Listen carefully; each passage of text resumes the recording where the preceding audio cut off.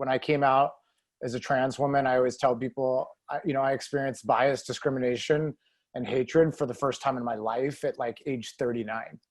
Like I knew what those things were academically or theoretically, but I had never actually experienced them. And that hit me really hard. I'd never had to think about my identity prior to my transition. In fact, I would have confused the word identity with like fingerprints and cybersecurity. Like I wouldn't even know what you were talking about.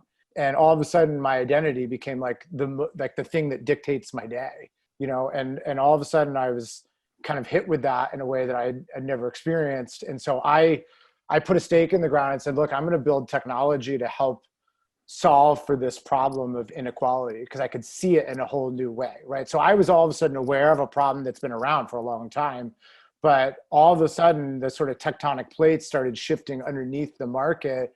It became more and more politicized as corporations were dealing with more and more issues like the Me Too movement, most recently Black Lives Matter. COVID has had a really big impact on, companies being really sensitive about their culture and like having to shape culture through distributed teams now, which is even harder.